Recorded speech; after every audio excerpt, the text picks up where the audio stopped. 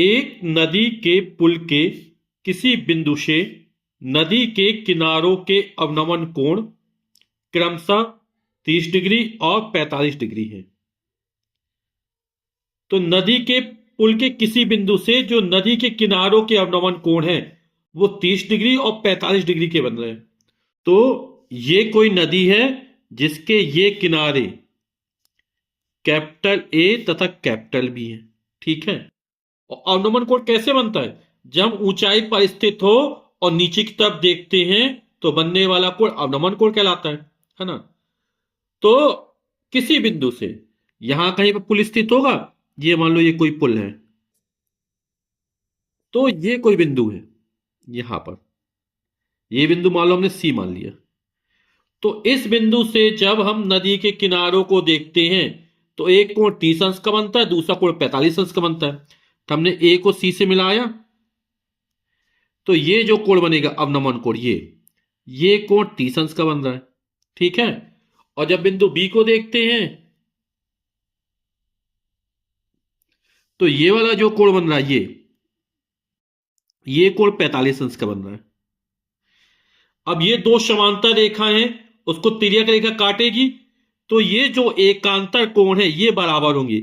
ये वाला कोण 30 अंश का है तो ये वाला कोण भी 30 अंश का होगा, और ये वाला कोण 45 अंश का है ये वाला, तो ये वाला कोण भी 45 अंश का बनेगा। कौन सा कोण बन रहे हैं? एकांतर कोण। ठीक है। जब दो समांतर रेखाओं को एक तिर्यक रेखा काटती है तो ये जो कोण बनते हैं एकांतर कोण कहलाते हैं, अल्टरनेट एंगल कहलाते हैं। ठीक। अब क्या कह रहा है? यदि पुल किनारों से 4.5 मीटर की ऊंचाई पर हो तो दो समांतर रेखाओं के बीच जो न्यूनतम दूरी होती है वो लंबवत दूरी होती है, और यही दूरी हमको दी जा रही है। यानी यहां से यहां तक की दूरी है जो, यानी ये लंब हो गया है ना। ये दूरी जो है इसको मान लेते बिंदु डी। तो जो सीडी दूरी दी जा रही है वो हमको 4.5 मीटर की दी जा रही है। ठीक है। तो नदी की चौड़ाई ज्ञात कीजिए। नदी ए बी की हमको चौड़ाई ज्ञात करनी, हमने माना था ना ये ए और बी क्या है? नदी के किनारे हैं। तो हमें ए बी का मान हमको ज्ञात करना है। ठीक। तो माना कि नदी ए बी की चौड़ाई, ये चौड़ाई हमने स्मॉल एक्स मीटर मान ली, ये हमको ज्ञात करना है। ठीक है। और ये जो दूरी दी गई है सी डी, ये 4.5 मीटर दी गई है। ये समकोण त्रिभुज है तो यहां एक कोण 30 अंश का, एक कोण 45 अंश का है। तो इन दोनों त्रिभुजों का प्रयोग कर लेंगे, है ना, तुम्हारा मान ज्ञात हो जाएगा। इस त्रिभुज का प्रयोग करेंगे तो एडी का मान ज्ञात हो जाएगा, और इस समकोण त्रिभुज का प्रयोग करेंगे तो बीडी का मान ज्ञात हो जाएगा या डीबी का मान ज्ञात हो जाएगा। इन दोनों को जोड़ देंगे तो एबी का मान निकल आएगा। ठीक है ना। अब हमें एडी का मान ज्ञात करना है, सीडी का मान दिया गया, तो इस वाले कोण के सामने वाला लंब है और जिस पर कोण बनता है वो आधार कहलाता है। यानी लंब और आधार में संबंध बताने वाली त्रिकोणमितीय निष्पत्ति का प्रयोग करेंगे। तो टेन का प्रयोग कर दे चाहे कॉट का प्रयोग कर दीजिए, है ना।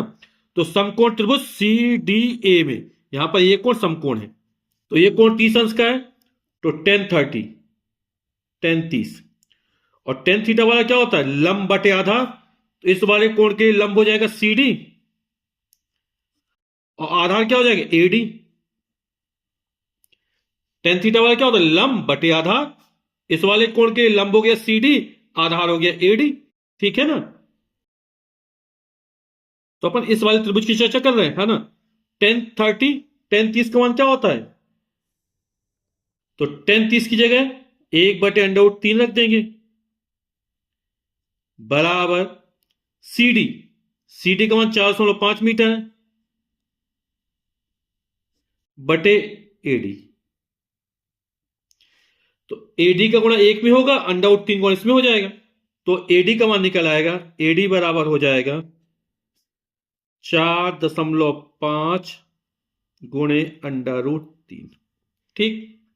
इसी तरह इस वाले त्रिभुज का प्रयोग कर देंगे, समकोण त्रिभुज सी डी बी में। ठीक है ना। डी पर कोण समकोण है, तो यहां पर ये कोण कितने 45 अंश का बन रहा है, तो टेन 45 वाला लंब बटे आधार। इस कोण के लिए ये लंब हो जाएगा सी डी, आधार हो जाएगा डीबी या बीडी। तो टेन 45 अंश या टेन 45 डिग्री बराबर हो जाएगा सी डी अपॉन डीबी या बीडी।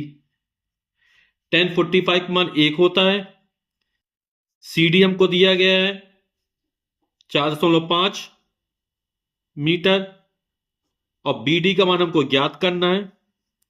क्रॉस मल्टीप्लाई करें 1/1 तो BD बराबर निकल आएगा हमारा 4.5 मीटर। ठीक, यही मीटर में निकलेगा। हमें नदी AB की चौड़ाई ज्ञात करनी है, तो AB बराबर क्या हो जाएगा, AD में यदि DB या BD जोड़ देंगे तो AB का मान निकल आएगा। तो नदी की चौड़ाई AB बराबर हमने x माना था और कितना हो जाएगा AD प्लस BD।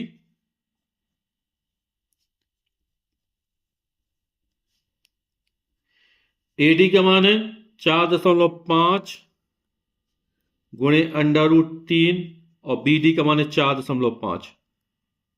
तो दोनों में 4.5 कॉमन निकाल लेंगे तो ये निकल जाएगा, यानी भाग हो जाएगा, तो बचेगा √3 प्लस 1। ठीक, मीटर।